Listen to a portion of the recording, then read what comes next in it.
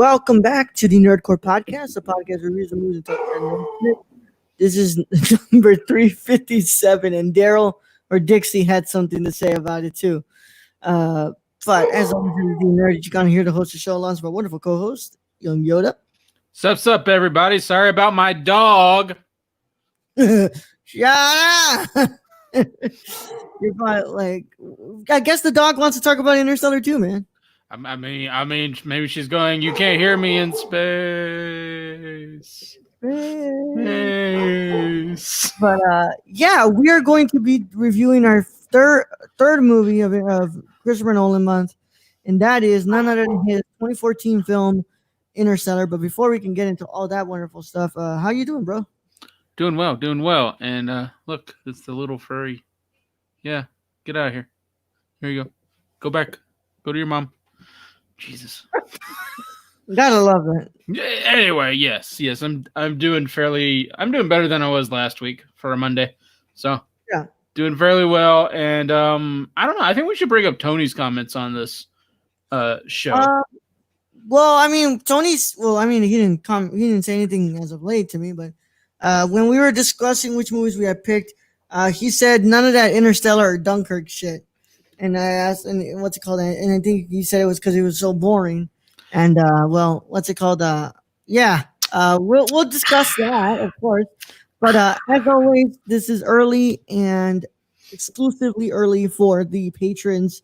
If you want to be a Patreon supporter at the $1 tier, you get that. You get these streams earlier than everybody else.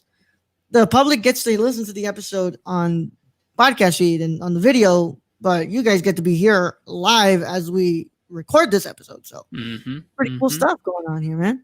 Indeed, indeed. Yeah, this is going to be our review of Interstellar. And wait, Tony's comment, is it Tony comment something? Oh, I thought he was going to say that he commented something on the... No. I was just talking about his comments on this movie in particular when we showed the list. Yeah.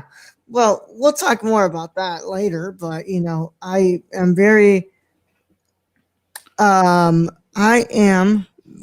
very excited to do this because when we were discussing which movies we picked, I had to get this one in there. I mean, this is one of my favorite movies of all time.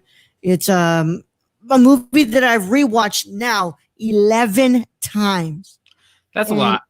Not gonna lie, that's a lot. Yeah. An almost 3-hour film. I've watched it 11 times, dude. Say it for the people in the back row. 11 times. Yeah, this is fun.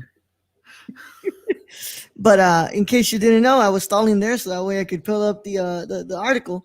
So, of course, if you've never seen Interstellar, then this is going to be the time for you to click off. And because I just really want to get into this movie with Brad.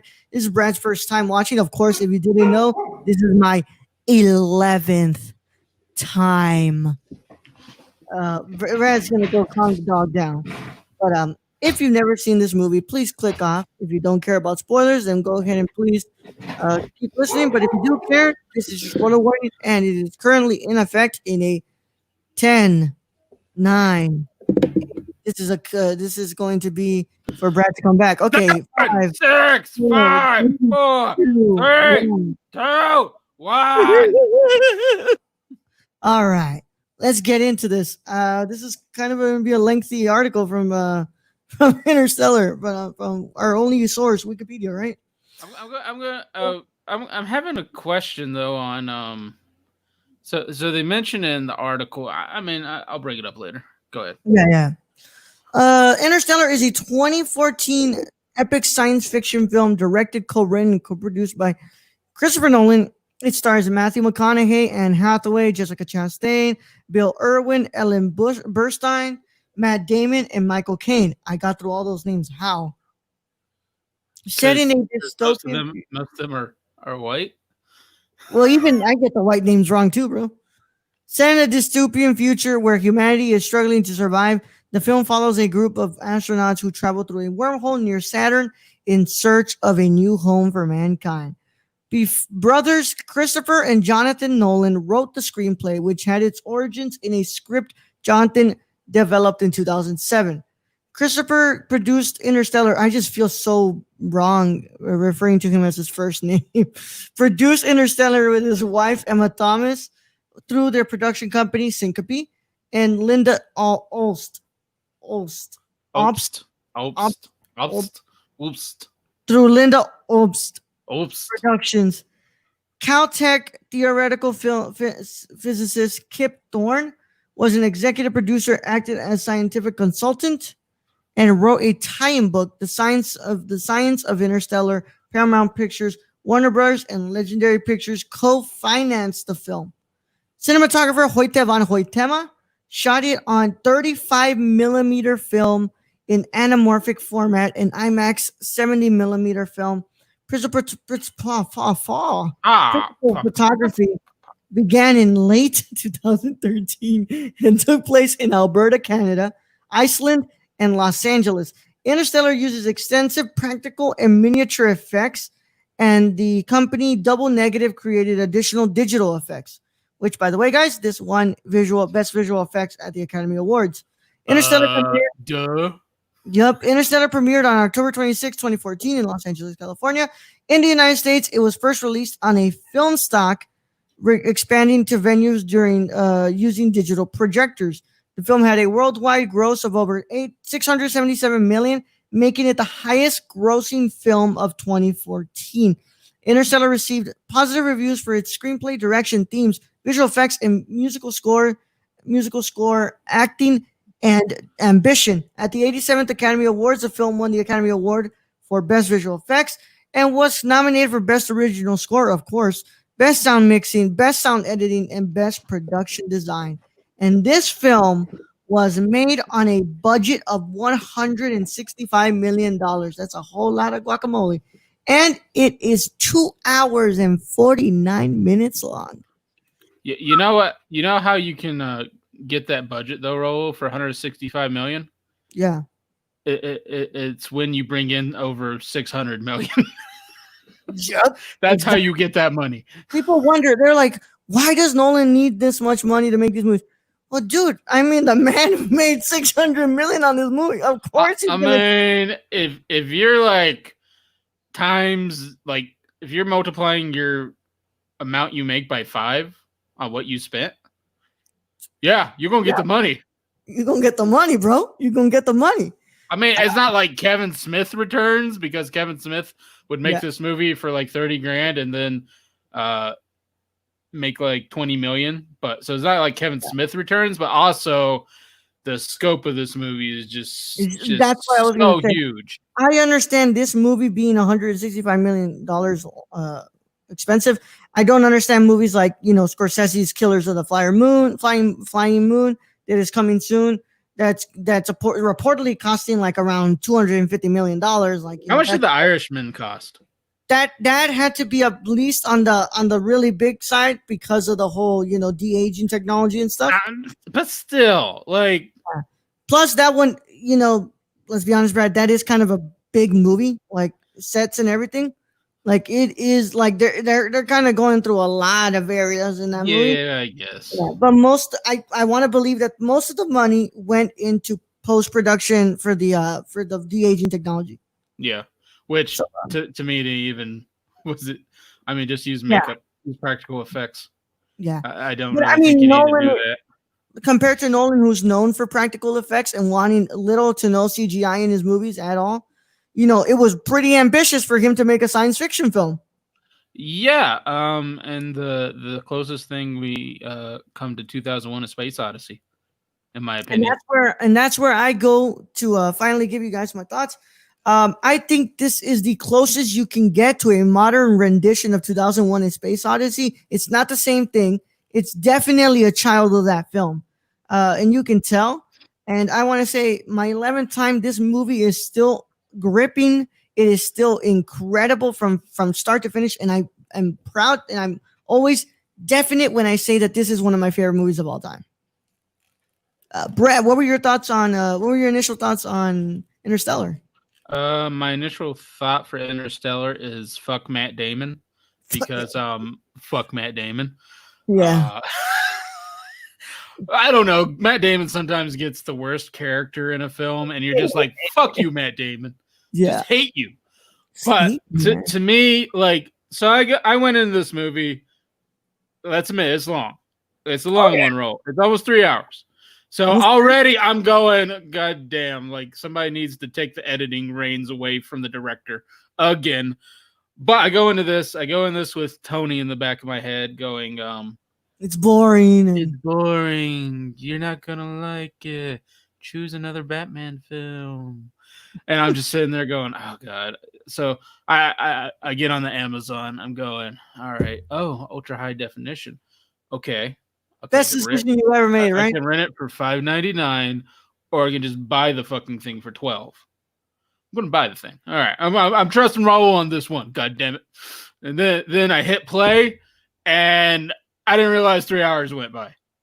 I was literally on the edge, and it's a different kind of like I didn't get any slow in this movie. Like it's like you're on the edge watching this dude, and maybe it's just because like I'm an engineer, so I'm going, look, a bunch of engineers doing spacey things and physics and wormhole. I like it. And maybe my brain's just like to that. I'm just on the edge of my seat going, I wonder what planet they'll find, and be like, all these planets suck.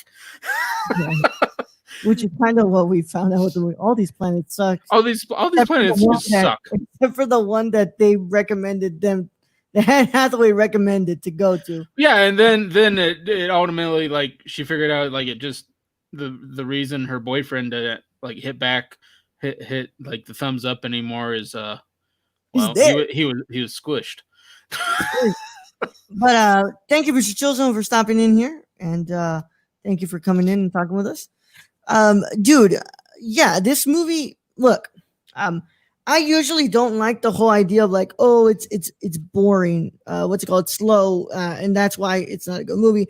I think that movies like Interstellar and in 2001: A Space Odyssey, I mean, I think they need to be a tad bit slow. I think I don't. But you need that time to kind of digest what you're watching and kind of be because I mean, if you're comparing though 2001: A Space Odyssey, that is a slow movie. It's slow as hell, but there's a reason to that. Visually stunning, and Kubrick wants you to look at the whole fucking thing. Like look at what I did. And Interstellar to me isn't slow. Like I get the whole benefit of this, and then I get there's action mixed in, or there's just the I guess what people would call slowness is, to me, I'm just taking in like the whole film. I'm taking in the black hole and just the visual just stunningness of it all. I also think about Solaris and not Stalker, because Stalker isn't a space movie. Stalker is more of like it's science fiction, but I think about Solaris as well. It's slow. Solaris is slow. I'm glad we watched Solaris. Tarkovsky's like magnum opus, or whatever you want to call it, his dirty version of 2001: Space Odyssey. Interstellar is kind of in between when it comes to the space stations and stuff. It's not like Tarkovsky's version of they just crafted it together with duct tape and oil because of Russia, or Kubrick going, I just want to clean, like OCD, right? Like everything's got to be clean. No, this is kind of like this is a used space station, but it's not like they just shit all over the place or like broke everything except Matt Damon's area. But fuck Matt Damon anyway. And to me, that's really cool. It's really cool to see like this. If you're going to interpret future of space and a space exploration, this would be it. Other than the whole like underground NASA thing, because now we are creating privatized companies that go to space. Yeah. I was gonna say before I had watched Cinema Paradiso, and I said that was my favorite score of all time. After watching it, this was my favorite score of all time. Hans Zimmer's.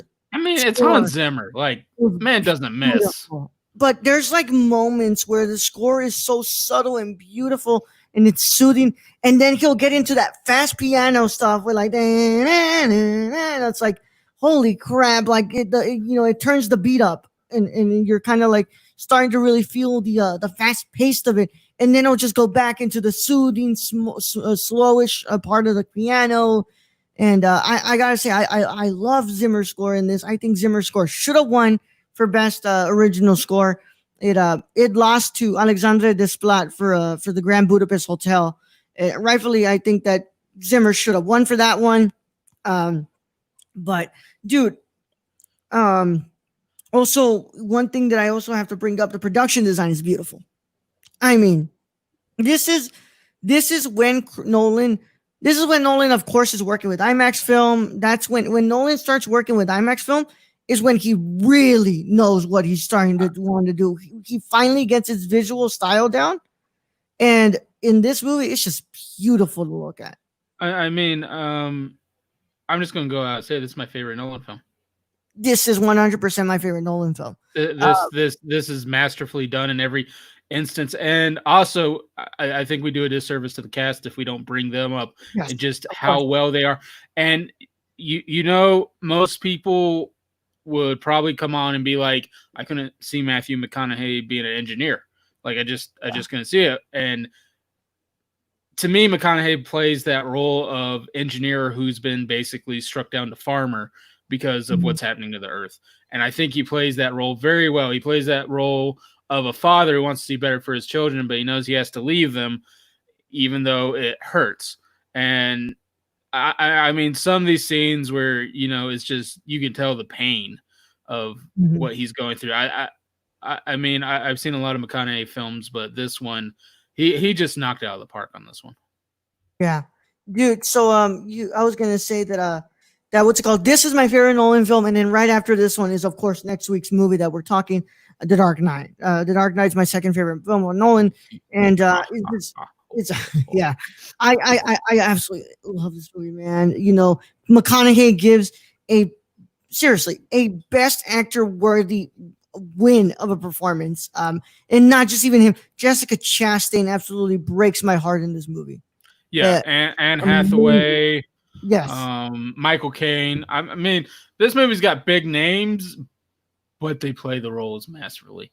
Yeah. The child actors in this, like Jesus, like I mean, this movie's just full of talent. Yeah. You can tell that this is really just Nolan absolutely using every single one of his what's it called, his tricks up his arsenal, man, and just really understanding what he wants to get done. And he just does it all so masterfully, dude. It's just every single I cannot find, we talk about it being so long. I can't find a single moment in this movie where I'm like, yeah, that could have been cut off. And this coming, yeah, I'm not sure where Tony was exactly coming with that. He may need to come on at some point and kind of explain why he thinks it's slow. I couldn't find it in this. Like, I'm one of the biggest Kurosawa fanboys, like, in the world, and even I know, you could have edited Seven Samurai down, Kurosawa. I'm just fucking saying, like, it's. But You then could have. again, who are we to judge the I end? mean, he'd slap me across the face and then fuck off. I'm just saying. I make whatever I want to make, right? But also we got a, who was it, double negative for the digital effects. Yeah. And Nolan, not to me, not well known for his digital effects. The man likes to blow shit up and ram planes into buildings and Yeah. do things in like realistic terms. And the digital effects in this, I don't know where they found this fucking company, but goddamn, like, Yeah. just and I'm so happy like he consulted with a physicist. Yeah. It made it so much better because it makes it more realistic. Like, this could be down the way 50 to 100 years from now. Like, when me and you are gone, this could like be, and then you'll have somebody on a space station going towards Saturn watching this podcast going, "Who are these fucks?" Yeah. I mean, bro, like these are such beautiful. Like, I'm trying to find. It's that shot when they're like off the orbit of the black hole. This one, look, before they get to what's it called? Before they get to the first planet, to Miller's planet, not Miller's planet. I'm sorry. What's it called? Yeah, the first planet with the waves and stuff. Hold on. Oh, that see, whoo, yeah. When they got that first planet, it's like, hey, there's nothing. It's like, That's bad.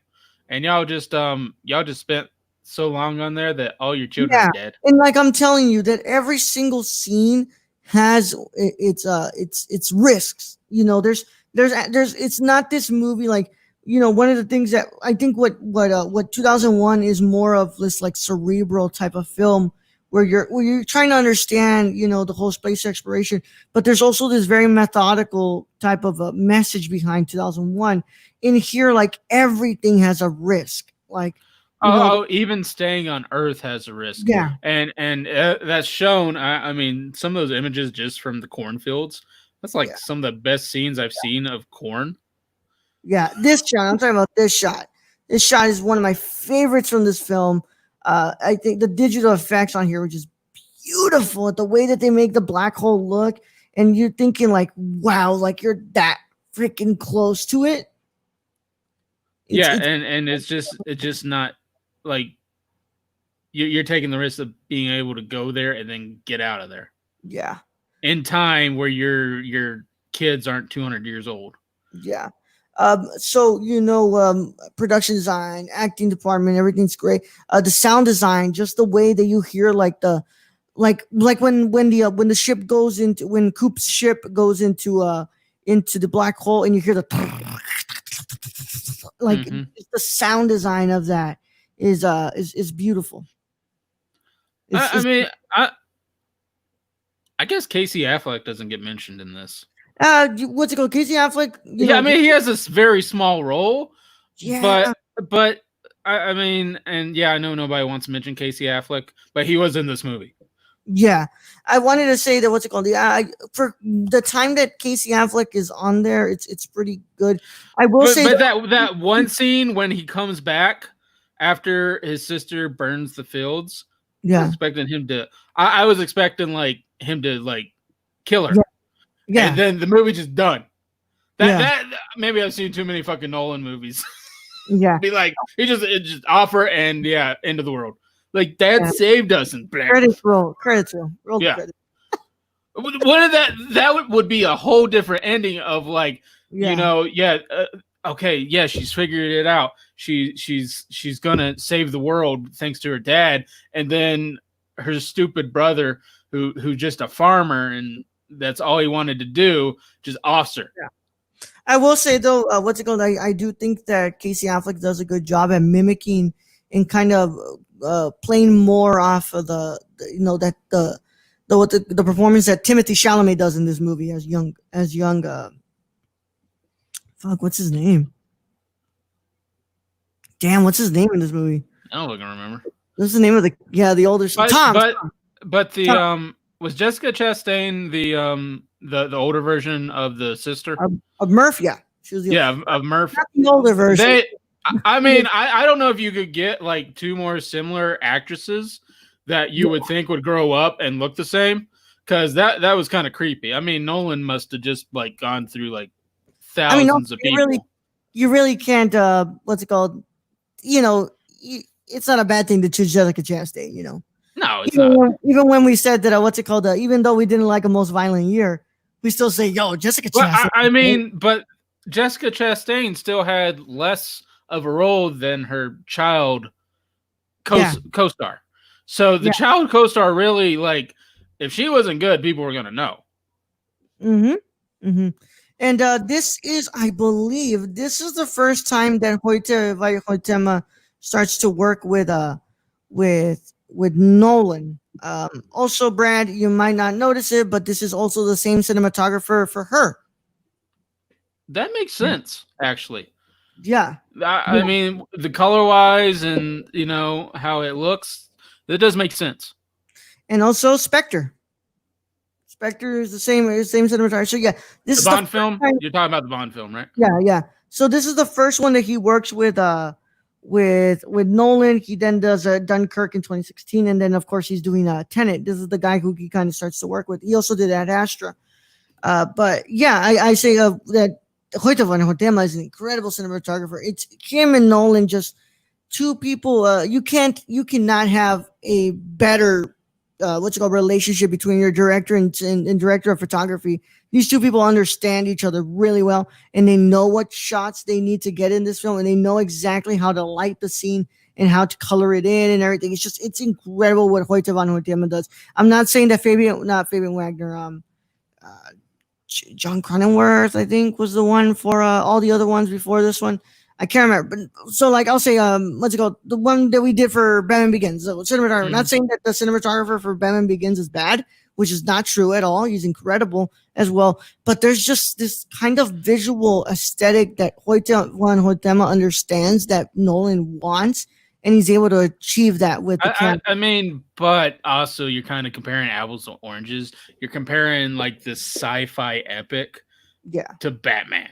Like, Yeah. I mean, Batman's always going to be dark, broody, and have a city landscape for the most part. But even then, what's it called? He did shoot, what's it called? Memento. He shot the Prestige, I believe. Shot Prestige. And you can definitely tell why he was picked up for Batman Begins, because the Prestige, very, very dark cinematography, like very dark in that. And Memento, yeah, I'd say Memento kind of like more dirty, grainy in a way. So yeah, I'm not cinematography. So I'm not saying that the cinematographer who worked on those is bad. I'm just saying that Hoyte van Hoytema just understands more of what is needed in this movie. Oh, in this movie, and then in every other one he's worked on. Oh yeah, for Nolan, yeah. Ad Astra, and he has a limited amount of movies that he's really worked on, but from the ones he's worked on, dude, like it's just like the guy just knows what he's doing. I mean, there's some stuff in this movie. I'm just going, I don't even know how you fucking make this. Yeah, like it's kind of like what's it called, a Blade Runner, where you're like, there's some frames you're like, how did they make these? I don't even know. I mean, the ice planet, just some of those wide shots, just like, I don't know, or like you were showing the black hole, like when he's going into the black hole and shit, like I don't know. I don't know. But yeah, dude, it's just, this movie is incredible. Every time I rewatch it, it doesn't feel exactly like the first time, because I'm so happy I was able to watch this film in the theater when it came out. I want to see this in IMAX. Bruh. Like this should be like a permanent fixture in IMAX. Well, I would think that for, I wish that this would have been released for, like, what's it called, 6-year anniversary this year, but that's obviously not going to happen. Maybe at the 10-year anniversary. Maybe at the 10-year, if we're all still alive. Yeah. Maybe at the 10-year, right? But this, what's it called, watching it in the theater for the first time, I was blown away, and then every single time I am blown away even more. Dude, I mean, I don't think I have it here, right? No, I put it over there. I mean, and this is the only reason I bought it on ultra high definition. Yeah. Like, if I'm gonna buy a movie on ultra high definition, it's probably gonna be this one. Yeah. If I'm telling you, I've rewatched this movie so many times, my Blu-ray now skips over scenes. Yeah. It's like I literally have to buy the 4K version because my Blu-ray doesn't work anymore. It's dead. Yeah. So, what are our scores for Interstellar, Brad? Oh, 10 out of 10. 10 out of 10. I can't. This is my favorite Nolan movie. This is Nolan's masterpiece right now. Like, I'm looking forward to Tenet, and I already know Tenet's not going to touch us. I can already, like, I'm already just, there is Tenet in itself, to me, is kind of like some of his other movies. Like Inception, that's what it looking like to me, and that's just not going to touch the visual representation of what this movie is, the cinematography, how he does with the music. Like I mentioned in Batman Begins, one of the things that I didn't like was he was playing music for no fucking reason, like some epic kind of shit when he's just walking up to the damn dojo or whatever, and so I think Nolan gets this one right. He gets the music right. He gets the actors, actresses right. This is his best. Yeah, I humbly agree. It's always to me, it's Interstellar, The Dark Knight, Inception, Memento, and then I believe what's it called? Not The Dark Knight Rises. I'm sorry. what's it called? Wait, I already said Inception, right? Batman Begins. Yeah, Batman Now, Begins. now, when we talk next week on the Dark Knight, um, my No, complaint in that is going to be Bell's performance. I yeah, already know. That's usually my complaint in every Batman movie. yeah. The thing is, what's it called with me? I think so. Obviously, Dark Knight is not perfect to me, but I think that Dark Knight not only is an incredible, what's it called, a film. It's also probably one of the most honest and greatest post 9/11 films you'll ever watch, bro. Like the whole idea of the social anarchist who's trying to what's it called, disrupt the city after Yeah. it being in shambles. It's like whoa, like Well, and totally makes I mean, I think it's also like I love Joaquin Phoenix's Joker, yeah, but still, I think, and Joaquin Phoenix's Joker is it's apples and oranges again compared to Heath yeah. Ledger's Joker. They're two different. They're very great performances. Mhm. Joaquin Phoenix's is actually probably like more realistic and darker than Heath Ledger's, but Heath Ledger's is more to the comic book Yeah, essence of the Joker. And yeah. that's why to me, you don't need to do another fucking Joker movie. No, no. It's the best has already been done twice already. I mean, I don't know. Well, We'll three talk about this times. next week. Mark Hamill. We'll talk about this next week. Yeah, Mark Hamill. I'd say it's been The done. animated version for sure. Yeah. Mark Hamill, Heath Ledger, Joaquin Phoenix. I mean, if you want to throw Batfleck in there for, you know, the Justice League, sure, because I like Batfleck. yeah. No, I mean as in like Joker, like Joker has already been done pretty much incredibly well three times already. Mark Yeah, Hamill. yeah, we don't need to see it, and then once by Jared Leto, which we don't need to do again. I said incredibly. It's been done incredibly three times already. Although And I still want to see what was on the cutting room floor. I'll give Leto that. I want to see what they cut. yeah, But but before I just put a death nail into it, I mean I don't want to see Leto again as Joker. Let's face it, nobody does. so I what's it called? We'll be discussing the Dark Knight next week, but this has been our review for Interstellar, and I hope you guys enjoyed it. I really do recommend everybody, at least try to watch the movie. I know it's on the longer side, but it's just longer than 2001: A Space Odyssey, Odyssey, by the way. You don't feel this one. You don't feel it though. You don't. I mean, any other 3-hour movie, I have felt it. I I have believe 2001 has an intermission, and I was gonna ask, do you think there ever should have been an intermission on this one? no. No. That to me, like I was getting to the end and I had to pause it because Brenda wanted something, and I'm like, motherfucking shit, fuck, because that's how much I was like enjoying the movie, Yeah. and that to me is what an intermission like. For me, you could have done an intermission and say Infinity War, yeah, or whatever one of those Marvel movies. You could have done an intermission in that. In this, you don't do an intermission. You're going to take all the momentum out of it. I think that like the intermission in Seven Samurai is definitely needed. It's Oh right yeah, right that's before the actual action of the movie starts. So yeah. you need it in there. But I think you cannot put an intermission in this one. Like, I mean, but like any 3-hour movie or close to 3-hour movie I've ever seen is there's been parts to it where like I didn't need to fucking see this. You could have edited it. Like I know you're the greatest director ever, but sir, you could have edited something. Sir, may I please have a little bit of an edit in this? Slight. Of course, I was like, no, make whatever I want. But thank you guys for watching, as always, and listening. It's honestly a great feeling to be supported by all of you all and being able to share our love for movies as we are right now.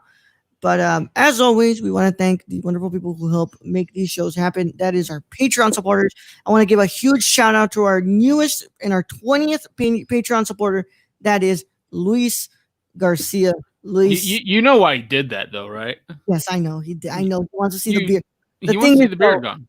He wants to see it gone. That's why we're going next month. We will do the sharing next month. So if we don't carry over the 20 next month, then we're going to have to wait until we actually carried it over next month. So like, I'm not going to have him shave right now. And then what's it called? Then next month we have like 17. patrons. Like, nah. We need to have this 20 patrons recurring. So, I want to wait until next month for us to actually do it. So we'll be checking next month, and Brad will, shave his beard. And Luis said he can't shave his head because of work, but he can dye it a color. So we'll see what we can do there. He already dyes it brown, so I don't know what color he's thinking of. Like, we're gonna put like beach blonde tips or something. That would be funny. But yeah. I will say though, thank you to those supporters. So of course our newest one was Luis. And we'll say what's called. Also, we got to give a huge shout out to our producers and our writers. Our associate producers are Cassie and Sarah. Thank you so much for being wonderful associate producers of the show. And also our wonderful executive producers. We have a Grayson Barker, who you can follow at Grayson Barker 98 on Instagram, Warlord1Bar on Twitter. And we also have Shane. You can follow our friend Shane at twitch.tv/XSRK or on Twitter at XSRK_. Yeah, finally. He has his old, well, not all of it completely. I mean, he doesn't have his Twitter back, but we're kind of in the same boat because Yeah, we're in the same boat. Just Twitter's like that. Like, they might come back even though they only tweeted once 20 years ago. Yep. 7 years going strong, and they haven't, tweeted single time since 2013. But they still won't delete the account. And it's like, I wanted to. The funny thing is, though, the website on their profile now redirects to us. So it kind of works out. It's like if they go to Nerd Cores and they go to the website, they're just going to us. You took our handle, we'll take your domain. That's what we do. That's what we do. All right. As always, our writers are Bryce and Tony. You can follow Bryce at BrownRice96 on Twitter, Instagram, and Twitch. And Real Nerdy Dad for Tony on Twitter. Real Nerdy Dad. As always, I want to thank you all for stopping by and listening. Not next week. I'm sorry. This Saturday for Saturday morning review. Thursday early for patrons. We will be discussing the Netflix documentary Crip Camp. I know we were supposed to do one last week, but I gave Brad the day off because he was going through some stuff. So we're going to be discussing the Netflix documentary Crip Camp this Thursday. Live for patrons only, and Saturday. Also, we didn't do First Cow because Raul spent all his money on a Criterion collection. Patrons also, I believe next week is when it's going to be available to rent. So 24 did this thing where you have to purchase it for like the first 2 weeks, and then the next. I mean, that's kind of normal though for the video on demand that they're doing. Yeah. So release the Green Knight, god damn it! I want to stop watching that damn trailer. Every night before bed, release the Green Knight. Forget about the Ayer cut. Release the Green Knight. Who really wants an Ayer cut? Like I'm not gonna get into sorry, that. I just don't. I'm not getting into that bag. I don't care, Ro. I don't want to get. Put the deleted Leto scenes at the end of the fucking DVD, and I'll watch them. But no, I don't need another fucking Suicide Squad movie. I don't need 2 Suicide Squad movies. That's a live show conversation. I don't want to talk about. I don't care. Let the fanboys come. Yeah, cut them. Thank you so much for joining us. As always, Bradley, you want to send them out? All right, Ro. Thank you for being host as always. Thank you to all our Patreon supporters, all the listeners. We appreciate each and every one of you. Thank you to all those Twitch followers. We are at 58 followers on Twitch. I think 12 subscribers or something ridiculous. Like y'all too kind. Subscribers. What, do we get another one? 13 subs. It was always 13 subs. That's why 13. Okay. Also our emotes are still pending. Hopefully those will be approved soon. Soon. At least by this week's live show. I mean, I'm hoping. I actually looked it up. It takes up to 36 hours, they said, but sometimes longer if it was a holiday. But it was not a fucking holiday. What was that holiday? Twitch, I'm watching you. By the way, 77 subscribers on YouTube. Thank you guys. All of them hoping we drop the Love movie. Oh, because we dropped the Love. Anyway, guys, we appreciate you. And I guess to end this, I'll say, if you get a chance, and if you're listening to this in the future, we hope Earth doesn't go to hell. We apologize for all our previous decisions. But if everything went well, cool. And Young Yoda out.